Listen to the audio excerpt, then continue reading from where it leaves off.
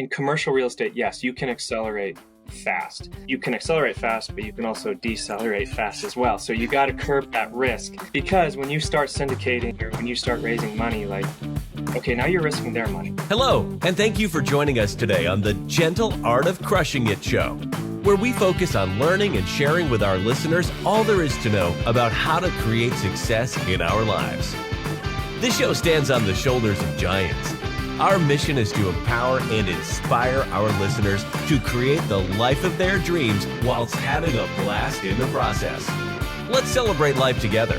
Welcome to the show. Hello, and thank you so much for joining us on another episode of The Gentle Art of Crushing It. In today's episode, I have the pleasure of interviewing my friend Tyler. So Tyler started his real estate investing journey in 2015 with single-family homes and small multifamily apartments. You know, this started as he was obtaining his mechanical electrical engineering degree from the University of Wyoming. Now, Tyler worked as an engineering manager for 4 years while he built and expanded his real estate portfolio. In 2020, the focus grew and shifted to self-storage, RV, mobile home parks, short-term rentals, multifamily car washes, third-party asset management, and business acquisition. Soon after, in 2023, he went full-time in real estate investing. Tyler now has $50 million in assets under management and has raised over $10 million in capital, building and structuring his portfolio with many different beneficial and creative partnerships. Without further ado, won't you please join me in welcoming Tyler to the show? Why don't we kick this off with you telling us a bit about yourself, and where and how you found success as you define it, and maybe share something, with the audience that they wouldn't know about you. Sure. Yeah, absolutely. So my name is Tyler. I live up in Wyoming, and grew up in Wyoming. I left Wyoming for a little while to play some college hockey and go to school out in Wisconsin. But I came back to Wyoming, finished my engineering degree here at the University of Wyoming. I'm married. I've got a 4-year-old, a 2-year-old, and a 6-month-old. So that's quite the handful. And I got into the real estate space in 2015 while I was going to school here. And we'll go into some of the successes of that journey. But for a while, I was an engineer, basically working 2 jobs, doing real estate, and I was a full-time engineer. That's what my degree was. That's also what my wife is. She's also a mechanical engineer. And maybe that's the interesting thing that a lot of people don't know about me and my family is we're both mechanical engineers. That's how we met. She is now a mom, and she doesn't do that anymore. But I did it until February of 23, and then I went full-time real estate, which that was kind of a little piece of the success puzzle, I suppose, there. But yeah, so stepping back, let's define success how I look at it. I think it's multi-level. You have your family success. So you've got your spouse. Are you and a dad. So that right there has its own little area of success. Like, you have your family to feed, you house them, you take care of them. If you're able to hit all those, well, I define that as success in that, realm of who you are. Jumping over to real estate, that kind of gets you towards the family necessities. Now you're jumping over to, okay, well, what's the goal side of your success? Do you want to work a W-2, or do you want to have the flexibility of what real estate can do for you? Does that make sense, Doug? Like, kind of breaking it up into, okay, you have the necessities of being a spouse and a father, and then, well, now what does your family want? Like, as are we focusing real estate here, Doug? Yeah, real estate and success mindset. So Okay. honestly, wherever you want to take it. Okay, so a lot of people, they go after the money, and the higher the revenue, the higher the money, the higher the net. Well, that might be more success. Well, yes and no, because when you're going after all that, there's also lots of levels of stress that comes with that. And maybe that's not the goals, that maybe that's not what your family would define as success. Maybe you're needing to step back a little bit and say, okay, we want the freedom and we want what the money can do for you. What doors does it open, and what flexibility is obtained when you're hitting those different levels of goal based success. Uh, so that's how Yeah. I understand it. You got to kind of split it, because there's the necessity and there's the goals. So No, I love that. And sort of we're talking about, hey, once you have your necessity covered with your real estate investing, for example, or side business, whatever that is, then that's like one level of success. You've hit financial freedom, right? yeah, But with what you're saying, also, we can add so much stress going that route that then are we negatively impacting our health? That's something that we got to consider. And are we neglecting our family? So we have to weigh everything. I believe is like what you're saying, and I do have two quick questions for you about that. One, do you have any tricks for those of us who are working a full time job and then real estate investing, trying to take care of properties, after we punch out from our full time job? sure. Yeah. So I did that for years, and the way I looked at it was, okay, which one which one covers your four walls? So like, you got your W-2 job, steady income. If that is what supports your needs, your necessity success box, we'll call it, um, you got to make sure that that's covered. You can't slack that one or risk losing that one. So you got to make sure that's covered. Now, I'm a strong believer that you get ahead outside of your 40-hour work week. So you work your 40-hour week for that one. Well, if you want to get ahead, if you want to build, if you want to grow, well, you got to tap into those other hours. So for years, I just had this understanding with my wife that, my lunch break at work was sometimes switching gears, and then I get home, and frequently were you still grinding, at midnight, or at 1 a.m. So you've got to figure out and have that understanding with your family that while you're building that, um, that understanding has to be there. And that is really difficult with spouses sometimes. You got to set the expectations. It's awesome when they're involved. My wife is very involved in our growth and in the management. So she was on board, but you got to be able to transition. You got to be able to prioritize the one that covers your walls, keeps that roof above your head, and then to optimize, you use your extra hours to just push it. And that's tough in real estate, because banks are closed during those hours, and um, brokers might not be as available during those hours, and you got partners in different time zones, and so you have to figure out how to navigate that. Yeah, and one of the things that I agree, I love that, and one of the things that I picked up on, and this is something that I noticed, a while back, right? But I've also got two friends that are engaged to be married, and I'm just sharing with them like the impact that it's had on my life. It's been huge, such a huge blessing. And it can be a curse though. So this is where I think, I'd like to get your thoughts on this also, but picking a good mate, one that is supportive, one that's going to love you unconditionally, and then again, one that is supportive, um, is key. That can really, really, set us up for success, and to be able to, create the life of our dreams, which a lot of, men and women, I would say, we're kind of wired to do. We need to be working towards those dreams. So yeah, what are your thoughts there? Sure. Yeah, you have to find that balance. I was fortunate that my wife has a business mind, and she sees the bigger picture, and she took a lot of the property management off of my plate, and she dove into that. So 100%,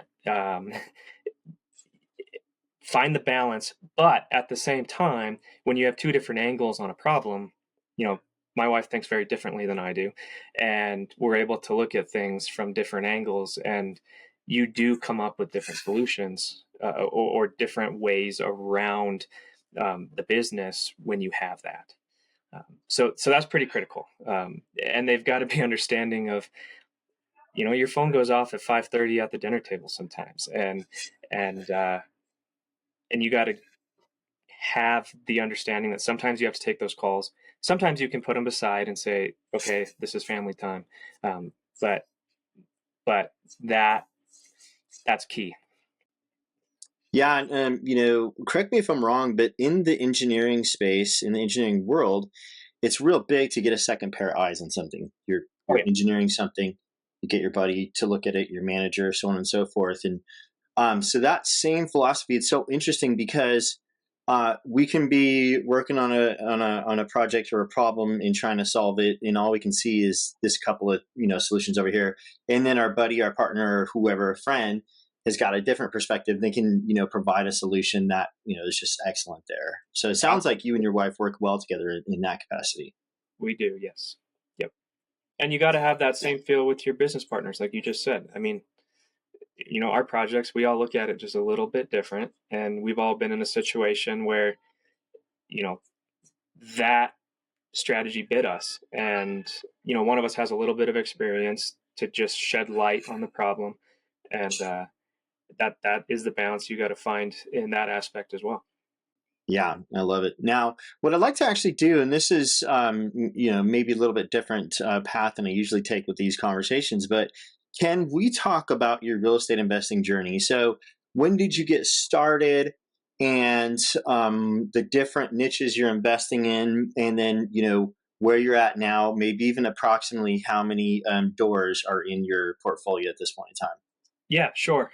So it was 2015. I was a sophomore in college. I didn't take the traditional route, so I can say sophomore, but it was actually like I was 23, so it was like my fifth year of school.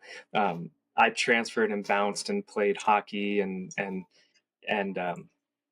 transfer credits don't always transfer and whatnot. So I was like 23, and I remember getting on Realtor and finding just a single family home in Laramie, Wyoming, University of Wyoming, and I wanted to put my teammates in it and basically just rent to my teammates.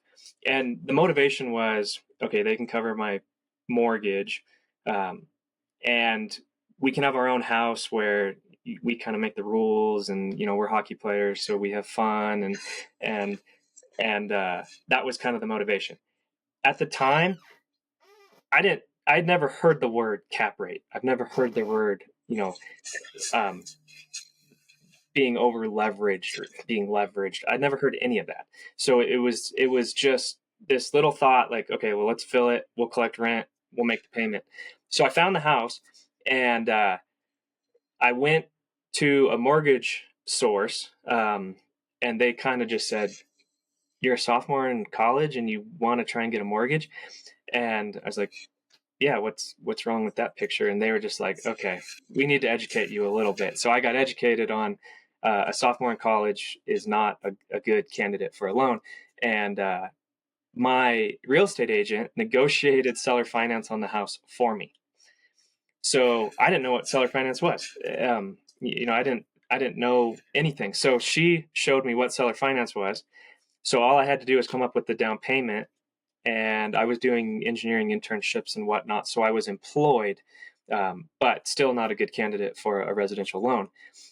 But we got the house, and that's what kicked it all off. So I did that one, and I had to bring in some capital to do it. So I was able to bring in family members and whatnot to put this together.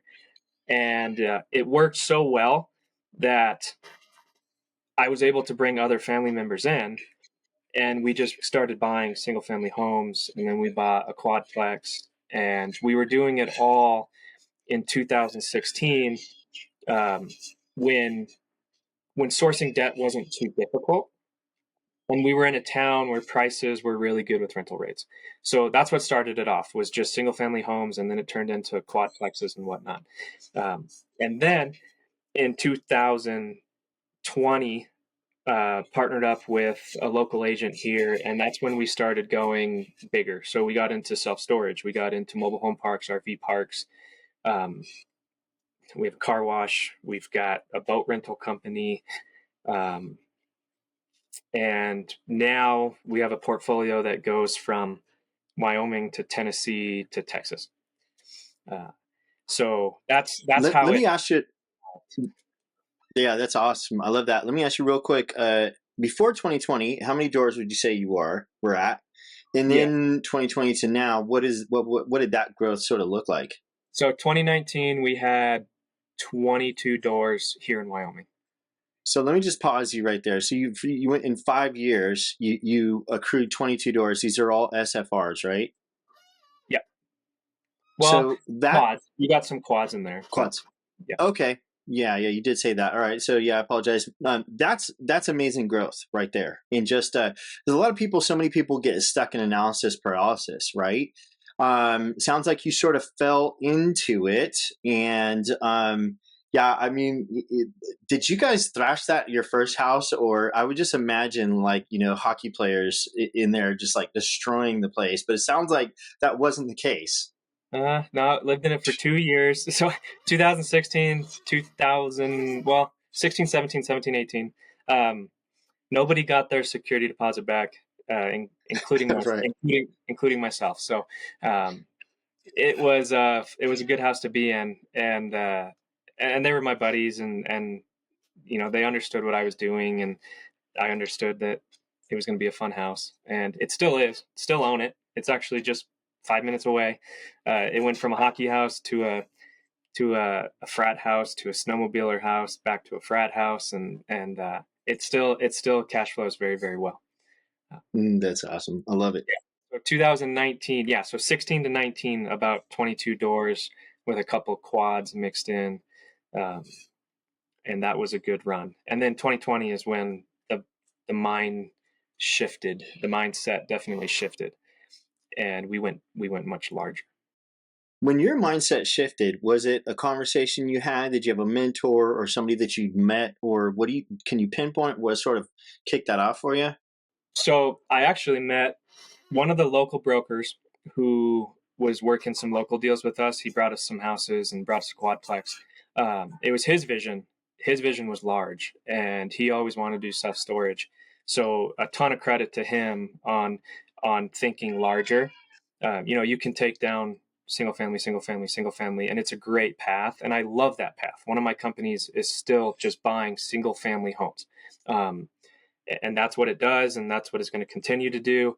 But his mindset was, okay, let's go bigger. We can buy storage facilities, and this was when debt was much more attainable, and that's what we did. We went and found properties, and we raised money, and we made a few key partnerships that really kicked it all off. Now, that's one of my companies. I continued to roll the other two. Um, and sometimes they partner up and sometimes they do their own thing. But they're all kind of designed to benefit each other. Something I heard is that in commercial real estate, you can make a huge difference in net worth and cash flow in your life in a relatively short time. So one, would you agree with that? Two, can we sort of talk, numbers about your portfolio, where it's at today? And then, because I think it's really important for the audience to learn what a human being can do in a span of, less than what is that, 8 years, right? So Sure. Sure. Yeah. And which one do you want to do first, Doug? yeah, what do you feel like that's a pretty accurate, statement that someone can impact, I mean, expand their net worth in a huge way, in their income in a big way with commercial real estate? Do you sort of wish you would have done it sooner as well? I mean, going larger would have been nice to do it before 2019, just for market purposes. Yeah. That makes Um, sense, yeah. and yeah, I mean, going backwards even further, it would have been nice to do it sooner, closer to 2009, probably the better, you could say. But it also comes with education, and it comes with network, and it comes with a ton of risk. So in commercial real estate, yes, you can accelerate fast. Um, you can accelerate fast, but you can also decelerate fast as well. So you got to curb that risk. Because when you start syndicating or when you start raising money, like, okay, now you're risking their money. So you might be on the loan, you might be sponsoring it, you might be the guarantor. So you have plenty of risk, but you're also placing their cash. And I do have a few deals that were just really, really solid home run deals that accelerated our net worth quickly. And we paid our investor great, and we all own a facility outright that we've already cash out refied and pulled all the money back. And we have a few examples where that went well. We also have examples where we decelerated fast, and there was elevated risk from the get-go, and between interest rates, or maybe our pro forma was a little bit stretched, like that deal wasn't as good as the other one. So yes, there is examples where you can hit that $1 million net worth very, very quickly in commercial real estate. There's also the opposite, and you just got to navigate the risk and figure out, what is that deal that you go after, and the one that doesn't go well, how do you pivot? And in real estate, there's so many exits, and there's so many safety nets, but you got to find them. So yeah, the answer to your first question is you can accelerate it fast. And usually it's through cash out refis, which right now aren't really happening because of interest rates. However, you can add value very quickly. And depending on whatever asset class you're investing in, quicker or slower, storage is very, very fast. But you got to navigate it. And to say, I wish I'd done it sooner is easy to say, but you didn't have the network or the education or the experience or the W-2 supporting your balance sheet, to make you a stronger borrower. So there's so many variables at play. That makes sense. And okay, awesome. So let me ask you this. Can you share with us maybe one deal or one success in your life that you felt like, hey, this is one of the most that you're proud of, either that you solely created or were a part of a team, and what you learned from that? Sure. Yeah, I can share a refi deal that really kicked us off. And it was that 1 in 1,000 deal that I mentioned just a second ago. So my storage partner and I found a storage facility. I'll just use round numbers to make it simple. I'll just use real numbers to make it simple. We bought it for 1.3, and we did a refi on it 4 months later at 2.4. So we were able to take our investors' money and deploy it, buy the storage facility, operate it, and then source really, really attractive debt and do the cash out refi on it, which allowed us to pull out our cash and go do it again. That is like a textbook 2021 example that you can't do in 2024. Like the rates, the market, the risk profiles of the banks are not there. Are there lenders who will do it? Yes. But we were successful because so many things lined up in the timeline, in the deal, in the investor that jumped in with us. But that was a good one. So we were able to return the money to our investor and basically go do it again. We haven't been able to repeat that good of a deal again. We've been able to get close, and we made a model that we were able to replicate, but that was a home run. And those are tough to find. Yeah, this yeah, to stay on topic, what would you say is one sort of lesson that you're able to pull out of that whole that win right there? Yeah, there's a great one. As good as that all sounded, when we leveraged it and refied it, we over leveraged it. So we got fixated on, okay, let's pull out all this cash. We got this good appraisal. Let's pull out all this cash. We got 3.75% debt, but we went to 80 LTV, and we shouldn't have. We should have just scaled it back a little tiny bit. The deal now it's pretty flat. It doesn't cash flow a ton, Luckily we locked in really, really low interest, and we were able to pull that cash out. But the lesson there is don't over leverage, because you can get yourself in trouble. And even if all that sounds really, really good, well, that final decision on where do you leverage it to, and who's your lender and what are the terms, like those are pretty critical too. Um, Granted, in the end, it solved a lot of problems for us, and it was the good deal that kicked us off.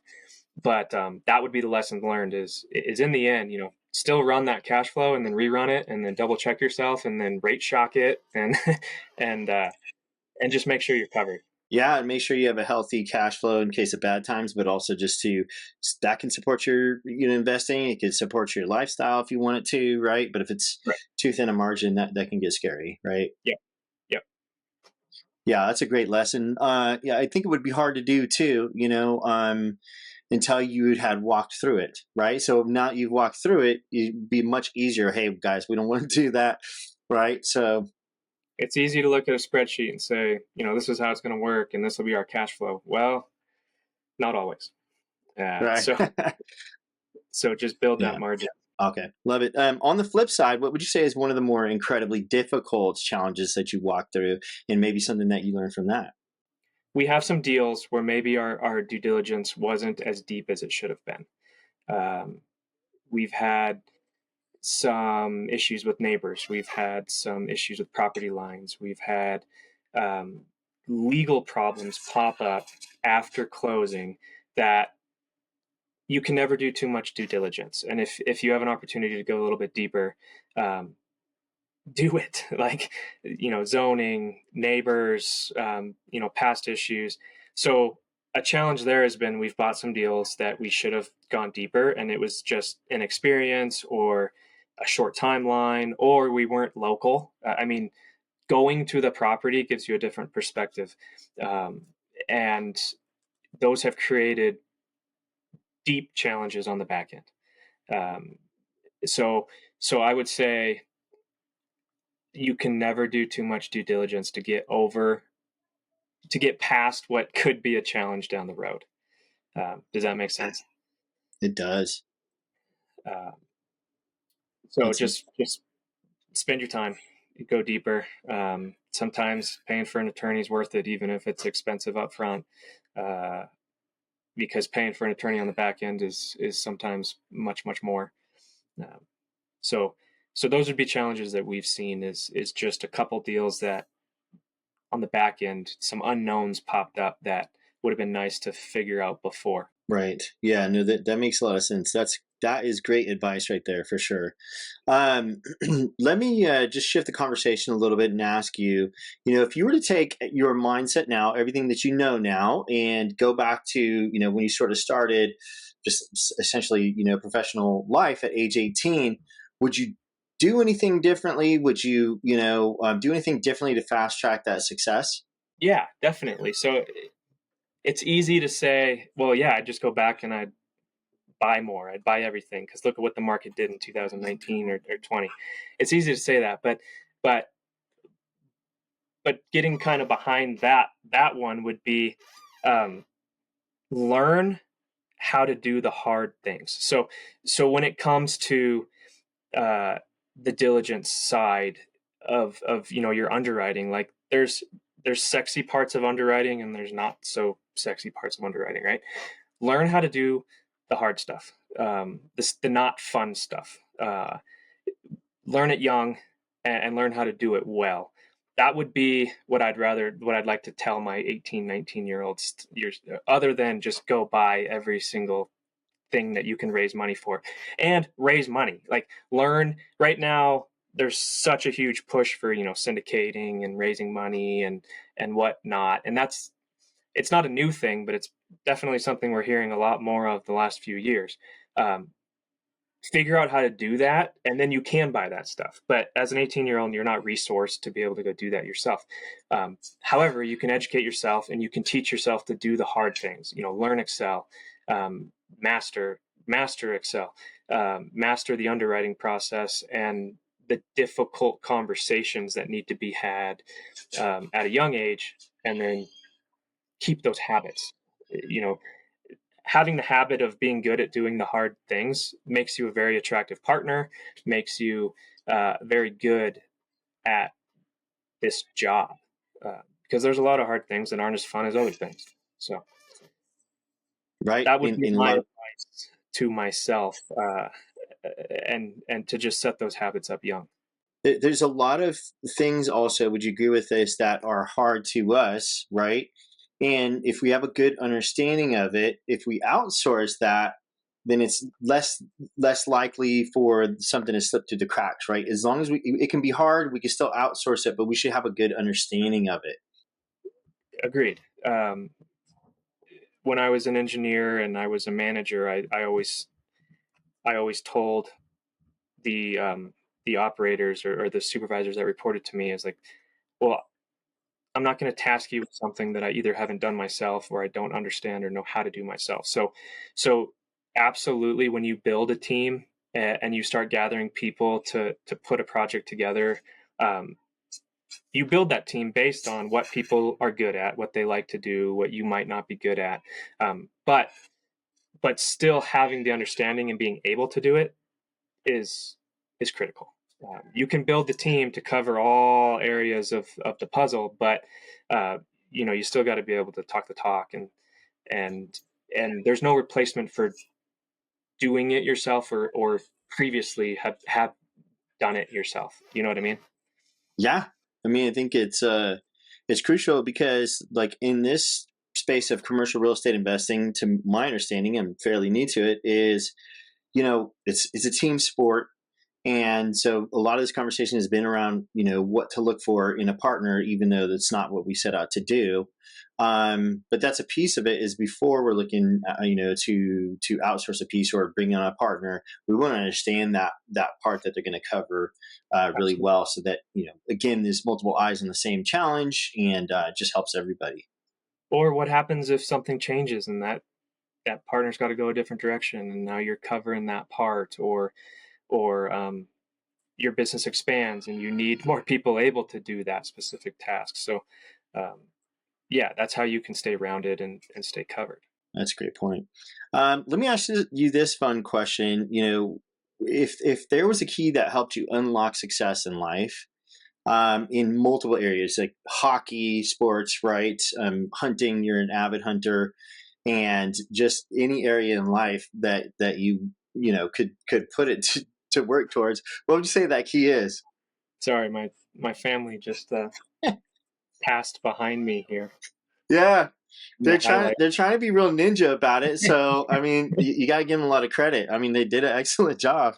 Sure. Yeah, I think learning learning how to talk to people, and learning how to relate, and learning how to um, be personable is very critical, because, well, Doug, you and I have talked about, the 5 C's of credit, right?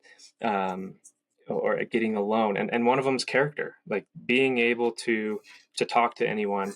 And maybe that's another good, like, go back and tell yourself at 18, like, develop that skill, um, because being that person that can communicate, and I don't want to say talk the talk, because that comes with experience, and comes with education and research and stuff. Um, but that would be a huge part of success. And sports teach that, and family life teaches that, and exposure and experience teaches that. But that's a big key, in this world, in this real estate world. Yeah, I love it. Awesome, man. Well, as we're getting close to wrapping this up, let me ask you, can I ask you for one book recommendation? Is there a book that made a huge impact on you and got some ninjas crawling again? And, how yeah, just a book that's impacted you in a positive way. Sure. Actually, when I try to read, my mind just goes a totally different direction. So I don't have a book, because I struggle to get through them. And It's before, Tyler Johnson's Book of Life that he's writing currently. Yeah, maybe one day a book could be written, but no, I don't have a book. And before we jumped on this, Doug, I said I've never listened to about podcasts, let alone even been on one. So so no, I don't have a podcast, and I don't have a book that I can even say. I've started all the famous ones. Rich Dad Poor Dad, um, the $1 Million Mindset. I've started all of them, but I've never finished one. So Well, I mean, it just goes to show you don't need to read books to like crush it in real estate, right? the education's good, but you can get it other ways. You ever try like listening to a book, like an audiobook, or I I I can't like focus on it. Like my I'm mind. laughing. I'm laughing because I'm the same exact way. So like, I have to listen to these things over and over and over and over to get stuff out of it, right? But for me to try to read a physical book, that's not going to happen. These here, I've read the audio version of this. I'm waiting for the audio version of this to come out, and so. But yeah, I'm super similar. It's just like all of a sudden my mind wants to start working on something else. It's kind of like Right, meditating. I tried doing that a couple times. I'm just like, this is not even worth me attempting, really. right. Like they can say something in the audiobook that gets you thinking, and then when you come back to the audiobook, it's like, well, I just missed 8 points, and I don't totally know where you're at because I just thought about this problem here for the last 30 seconds. And so I definitely struggle in that area. Well, I think if you got, problem solving, like, critical thinking, able to think logically, and you're able to network well, and be driven, that, I mean, there's so much more to you and to your character than that, but that's just sort of a couple of things that we can touch on that, I really feel like, hey, it is inspiring. I mean, one of my core beliefs is that all of us, especially here in the US, but throughout a lot of nations in the world, um, we all can create the life of our dreams with from totally nothing, even negative, below nothing, from debt or the worst, you know, uh, poverty level that you can imagine. We can all create that, and I think that we just need some things like a dream and a vision and people to believe in us, but the most important to believe in us is ourselves, right? And continue to get back up. And obviously, so you played college hockey for how many years? Uh, five, well, 4 or 5 years of what you could call competitive college hockey. Yeah. And um, how many years before, how old were you when you started playing on hockey teams? 4. Yeah. Okay, So so four, that's four. 9 years. Well, between 4 and yeah, 2027, hockey was huge in our life, my family's life, my little sister's life, my parents, and my whole family kind of revolved around that. That's awesome. And how many times are you falling and getting back up again and missing and getting back up again and so on and so forth, making mistakes and getting recommitted to, hey, I want to do my best here. I want to have fun. I want to like excel at this. Yeah, absolutely. Injuries set you back, and you got to figure out how to get around the adversity. I think adversity is probably the word that you use there on learning how to get around that. Whether it's a drought, where you're not scoring goals or getting any points, or injuries, or you know, overwork, or tendonitis, or whatever it might be. There teaches you a lot.